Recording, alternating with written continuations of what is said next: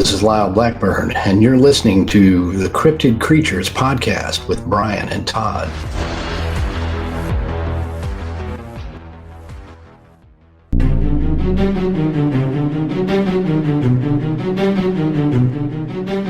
Either a grizzly bear figured out how to clear a road with 2 steps and was somehow in western Pennsylvania, or Shaquille O'Neal was running around in a ghillie suit.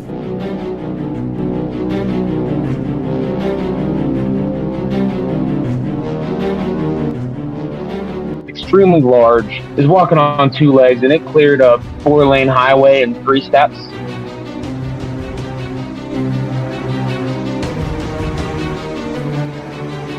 It's something big because my first thought is, what's walking towards us? And my daughter looked at me with just sheer terror in her face and said, "Daddy, I think we should leave."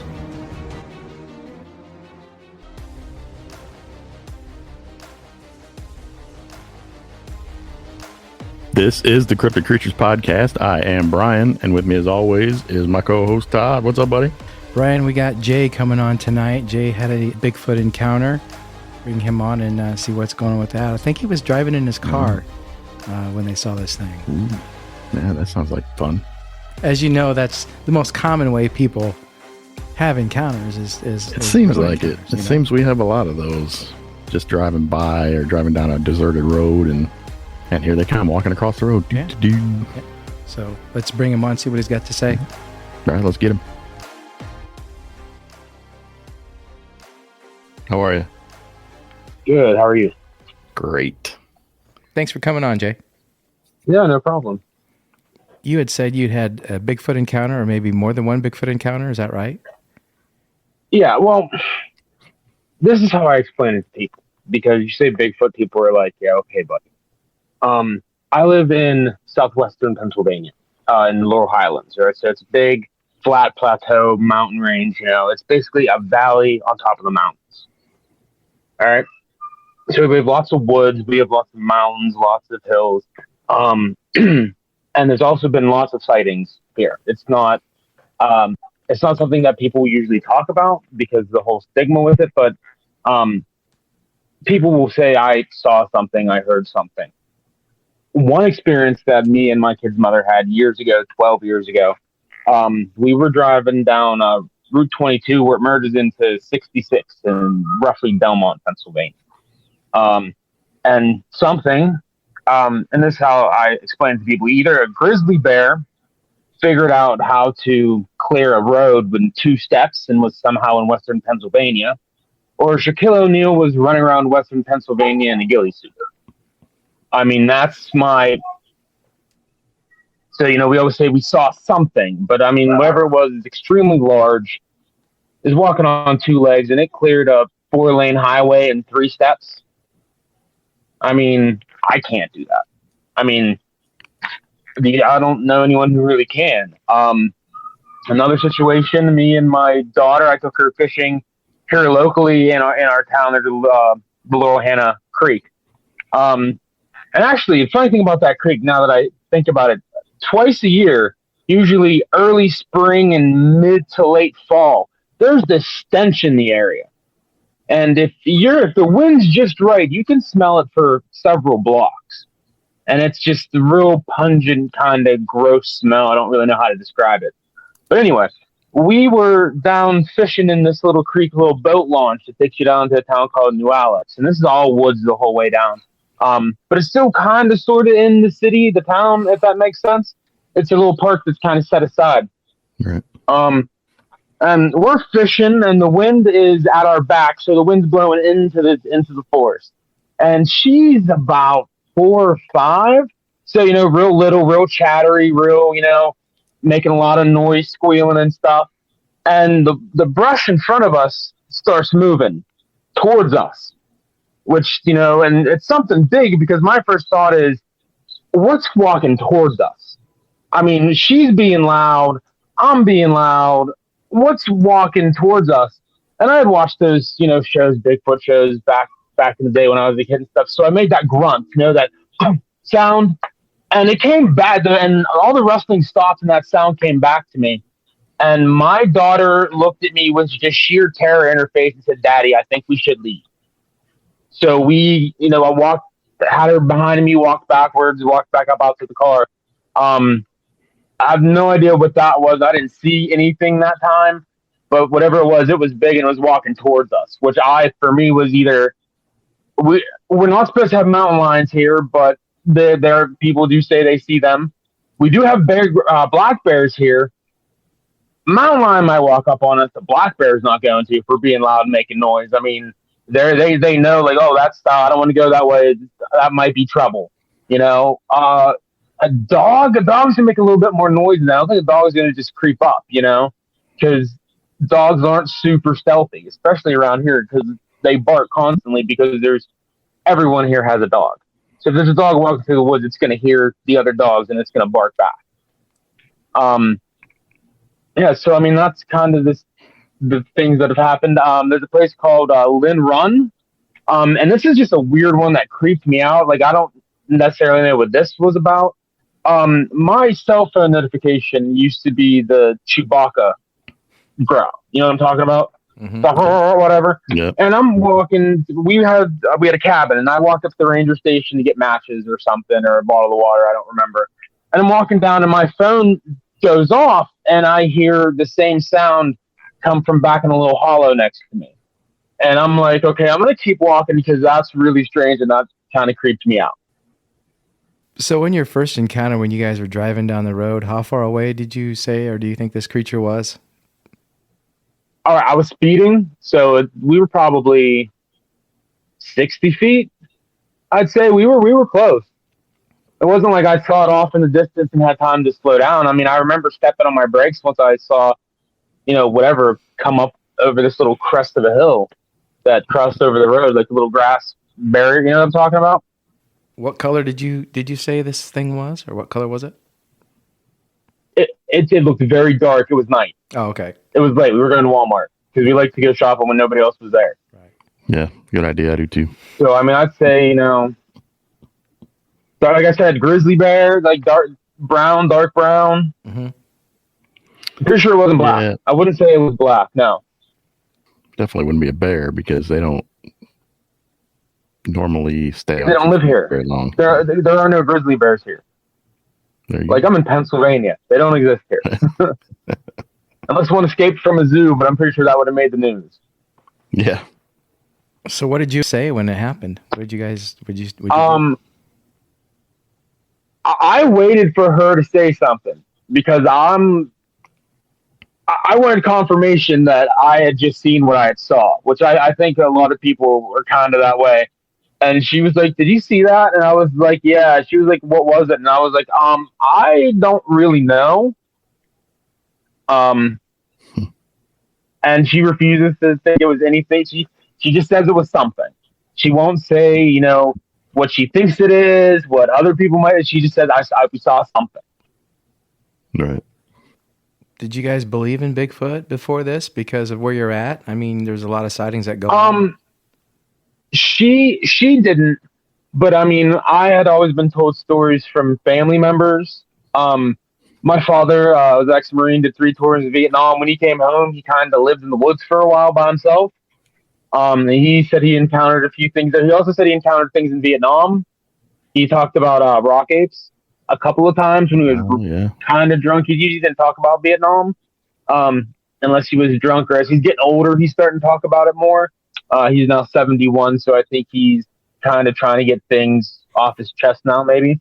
Mm-hmm. But he talked to us about having encountered with rock apes in Vietnam on 2 occasions. He said they were out on patrol and they were up on a hill and they're throwing rocks and they were yelling, and they their CO told him, like, no, don't shoot at him, like, leave him alone, don't shoot at him. Because I guess there had been times where soldiers had shot at them and they became more aggressive, but I wasn't there. I don't really know. There's also, he told me a story of once they were sitting in a foxhole and one walked down and sat down with them and just kind of looked at them for a minute and then got up and walked away. So also, I mean, that's scary. The other thing about he said he wasn't scared. He said it wasn't like like he didn't feel any kind of like fear because it did that. He was like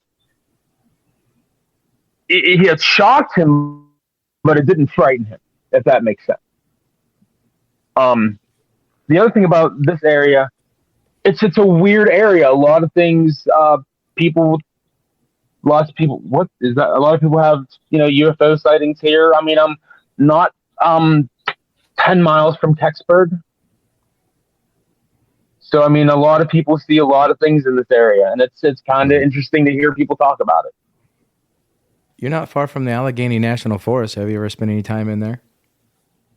No, I stick up towards like Glen Run, going up into the mountains. That's going the other way. That's going, I guess it's sort of the same area. In reality, it all connects up there. Yeah, but it's all part of that Chestnut Ridge. I don't know if you heard of that. I think I have, maybe. Chestnut Ridge, yeah. Yeah, Chestnut Ridge. There's been a lot of like studying the Chestnut Ridge. That white Bigfoot video was in Western PA. I think it was in Northwestern PA though. Mm-hmm. I don't know if you guys saw that one or not. So when your daughter and you were fishing and that happened, were you guys really close to this bush when it was getting pushed towards you? It wasn't a bush. It was thickets and trees and raspberry bushes and like pokeweed and stinging nettle, like a big patch of that kind of stuff. So the trees were moving, getting pushed kind of toward us, like something was walking towards us, but it wasn't making like a whole lot of sound. Like I could see the brush moving, but it wasn't like there was something scurrying through. Like whatever was coming towards us was moving deliberately to try to not be noticed, but it was too big to not be noticed.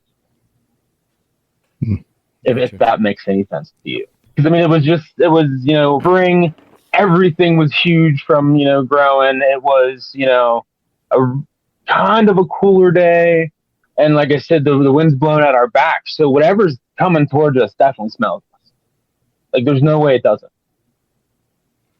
Right. Did you say you could smell it though?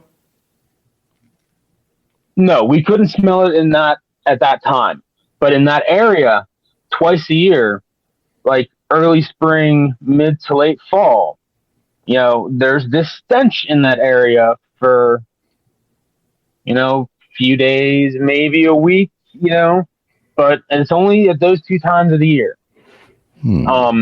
People want to kind of like blame it on the brewery, and I'm just like, I think something's walking up the creek. Because, I mean, it smells awful, and it's right there at the creek. And if the wind's right, like I said, if the wind's right, you could smell it for blocks. What does it smell mostly like to you? Just like kind of like sweet and dank and a little bit sour. Yeah. Right. If that makes sense. Mm-hmm. Yeah. Mm-hmm. Just then it's, it just permeates that whole area. And it's like, there's no way you're not smelling it if you're in that area at this time of the year. Do you think it could be a combination of the brewery and this creature, maybe, if you're smelling that kind of smell? Well, see, the brewery's not really. They're making like Four Loko and stuff, so they're making just straight grain. They're just making malt liquor. So they're not dumping anything into the creek. And when you pass the brewery, it smells like alcohol. Like you don't smell hops, you don't smell bar, you smell alcohol, because they're making basically just malt liquor. So they're making the malt liquor base and then adding flavorings to it. Right. I wonder if that's more of a that 2 times a year. Would that be mating season for those things? Maybe it's a scent. Actually, I don't think they have like a mating season. I don't think that. I think they're closer intellectually to us than a lot of people want to think or believe, because the simple fact is they do a really, really, really good job in not coming in contact with us if they don't have to. You might see them running across the street here. You might smell something here. You might see the brush, whatever here, but they do a pretty good job. I mean, they know what we are. I mean, they were here before we got here, and we showed up and. We show them exactly what we are. I mean, we completely destroyed the megafauna of this continent in 1,000, 2,000 years. When back when the Native Americans first crossed over the Bering Land Bridge, I mean, we devastated the populations of everything, right? So they know exactly what we are, and they knew what we were, and they saw us then and taught their children, stay away from that. Don't go near that. That will hurt you. That wants you as a trophy. So, I mean, I think it's a far more developed kind of like culture than people want to say or admit. And I think when we have these ones that are, just we encounter randomly, they're either juveniles who are out, playing around, messing around, being stupid, as, juveniles do, or they're, elders out on some, I don't know, vision quest. I'm sure that they know the same psychedelic plants that we do. And I think that they have a culture, and I think that they're far more advanced than any of us want to actually admit to, because it probably scares us. Yeah, that's a good point. Back to when you and your daughter were fishing, I find that really, really crazy that she was the one to look at you and say, we need to go. Yeah. Well, she knows me that she knew even then that I'd kind of want to wait and see, but she, was 4 or 5 at the time, and she was like, yeah, I think we should go. And I'm like, all right. Yeah. Did you ever talk to her about what you guys maybe thought that was? Did she think the same response as their mom? It was something. It was, I don't know what it was. It was something.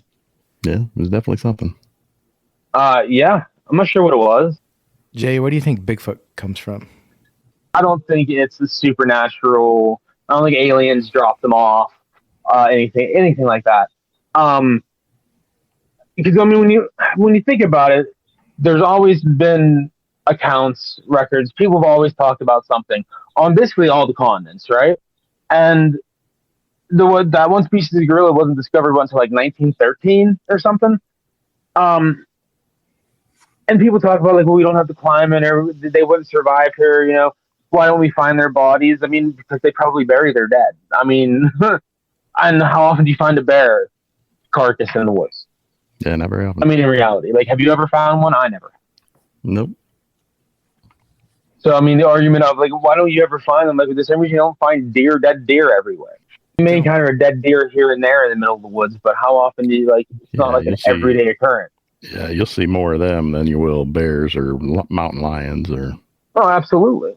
Mm-hmm. I mean, in reality, besides seeing them hit on the side of the road, if you're out trekking or hiking in the woods, how often do you see a deer carcass? I never really have. Maybe one time when I was a kid. That's what I'm saying. Yeah. And it's not like the population isn't huge. And we're talking about, as far as Bigfoot or Sasquatch or, whatever, we're talking about a creature whose population is most definitely far smaller than that of deer. Or probably even the bears around. They're probably in really small, tight-knit family units that only, travel long distances to link up with other groups when they absolutely have to. And I mean, in places like here where you just have miles and miles and miles and miles of woods, like, sometimes in the winter, how many people are actually out in the woods? True. Yep. Unless you're out deer hunting. Well, if you're deer hunting, you're not really moving. Right, exactly. Yep. If you take the deep woods everywhere around, for that matter, how many people are really out in there looking around doing stuff? Pretty much just hunters. And like Brian said, they're not moving around. They have their set spot. They go in, they set. They might track a deer and bring it out. But as far as people just out generally roaming around our woodland, it's not going on as much as many woods as are out there. It's occurrences.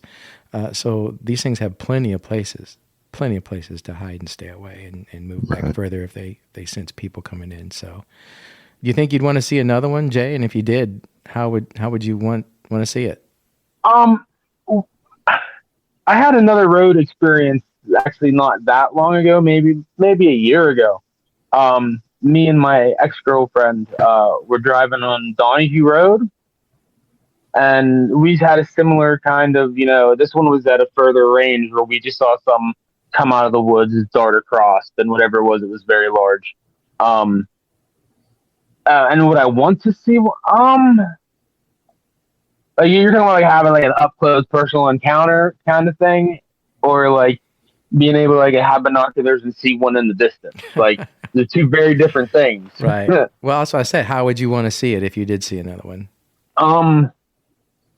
I don't even know how to answer that really. I mean, binoculars probably would be the best one. Far yeah, enough to where a little bit of distance. And then that's the other thing that I'll say. People talk about people disappear in the woods and they're never found. I'm like, maybe they were found. Like there have been accounts of people who have talked about being kind of attacked by them, right? So who's to say people actually really haven't been just dragged off? Oh, we talk about that on our show. Talked about that many times. We have a couple episodes, missing episodes, we call them, where people have gone missing in the woods, and there's no excuse for what happened to them. Mm-hmm. So we speculate that maybe it was something other than human or a typical known animal. So, right. But yeah, I would say I read somewhere 80% of the encounters happen while people are driving in their cars and these things cross the road in front of them. That's the most typical sighting, I guess, that's out there. Yeah, we hear a lot of that. Well, I mean, that's a mythological thing too, because the only time we're really ever in the woods is when we're in our cars. We're driving through them, So it's not like the only time your average person's in the woods, really. Yeah, you're right. I don't know a lot of people who are going out morel hunting or blackberry picking anymore. No. Mm-hmm. We get out as much as we can and do some hiking and venture out in the woods as much as possible. But it's never that frequent. It's not like every weekend and whatnot. And I've been to... I just thought about how I'd like to see them, actually. Okay. Them, whoever, Right. See out blackberry picking and just like stumble upon a bush and have a couple just standing there picking berries. Yeah. That's what they're moving around with food. I mean, so when it's blackberry season, raspberry, I mean, I'm sure that's when they're people who are out doing that are most likely to experience something. Yeah, that's what I've always said. They follow the food. Yeah, they have to. Mm-hmm. And I'm sure there's, people like have cabins and they go away for the week or whatever, and they come back in their cabins destroyed and all the food's gone. Like, oh, it must have been a bear. Like, yeah, or something that was watching the emergency schedule. Right. Oh, the car's leaving now? Just wait 5 minutes, guys. They got peanut butter in there. Yeah, everybody loves peanut butter. They use that bear excuse all the time. What would people do if there weren't bears? What would they call it? What would they think this thing was then, I don't know. They come up with wolf? something. Yeah, they come up with something. Oh, they definitely would. Do you think Bigfoot's ever going to be known to science, Jay? I would hope so, but I mean, I'm not super hopeful. It's not like a huge... The scientific community doesn't really take it seriously anyway, so they're not out there actively looking for it. So, I mean, unfortunately, the only way that they're going to be like, oh, crap, okay, it is real, is somebody brings in a carcass. Right? Right. And in a bunch of states, like, it's illegal to kill Bigfoot, which is cool. Like Washington and Oregon, right? It's illegal. California, too, maybe. And I can imagine other states would be like, you kill this animal out of season. You know what I mean? Like, I didn't realize that was I a Bigfoot also... Right, exactly. I also think it's really funny when people will try to be like, oh, it's just an escaped orangutan or chimpanzee or whatever. I'm like, first off, those animals just wouldn't survive here. Like, the moment winter hit, they're dead. Like, they're going to freeze to death. They're tropical animals. In zoos, we keep them in climate-controlled environments. They don't like the rain. Like, they're not making it here. I'm sorry, they're not. Yeah, unless they could find a cave or something like that. And that's another thing about your part of Pennsylvania. Don't you guys have a lot of cave systems where you're at? We do, but they're like... they're like tight fit cave systems. Like where there's little caverns. What we do have around here though is we do have a lot of like old mines. Yeah. Huge coal mining area here. So there's a lot of like old mines and stuff out in the woods that are all overgrown and stuff. I still think that when they're down in this area, they're moving down during the day or during the night and staying a day and then moving back up. I don't think they're staying in the area super long. I think they're coming down here because if they know it's dangerous. They know coming down here with us is dangerous, so they're only down. That's why you don't see them walking around in your back alley. Right. Because they know what we do, which is fortunate for them is they know what we are and they know what we do. I mean, that's basically why I believe that's why we can't really domesticate zebras, because we evolved next to one another and they know what we are. They know not to trust us. Could be. And I think it's the same situation, that they know that we can't be trusted, for lack of a better way to phrase that. They remember what we did. We can't. Yeah, I think you're right there. We kill everything. Yeah, they see that. They see that we're dangerous and we're harmful, and they don't want a part of us, and they know that we would do that to them too. Absolutely, they absolutely know we would. And then people were like, "Oh, why don't they get hit by cars?" I'm like, "I'm sure they get hit by cars quite often, but they're not harmed by it." And the person who's driving the car is just like, "Oh, that was a bear. That was definitely a bear."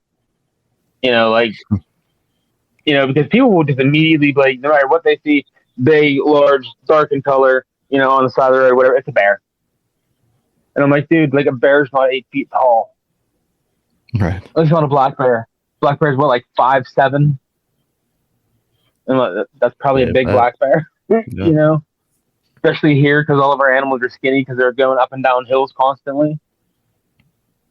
Yeah, there's probably a lot of sightings that people just thought they saw a bear and they just left it at that. Didn't try to explain. Or they're just like, yeah. Didn't want to. Or like, oh, that was a weird shadow. Mm-hmm. Happens. So that was a real weird shadow I just saw, Right. Well, Jay, we appreciate you coming on and talking to us and telling us your encounters. Yeah, not a problem. Theorizing about Bigfoot with us. Yeah. If you're out or you get out in the woods again, just keep your eyes open. Oh, always. Yeah, be alert. And stuff. Definitely stay safe too. Yeah. I'm not getting eaten by anything in the woods. All right, man. Well, you have a good one. We thank you again. Yeah, thanks. Oh, yeah, thank you. Have a great day. You too, Bye, Jay. Yeah, bye. You're listening to the Cryptid Creatures Podcast with Todd and Brian. If you've had an encounter and want to be on the show, email us at info@cryptidcreatures.co or visit our website at www.cryptidcreatures.net. Always fun. All right, we'll see you later.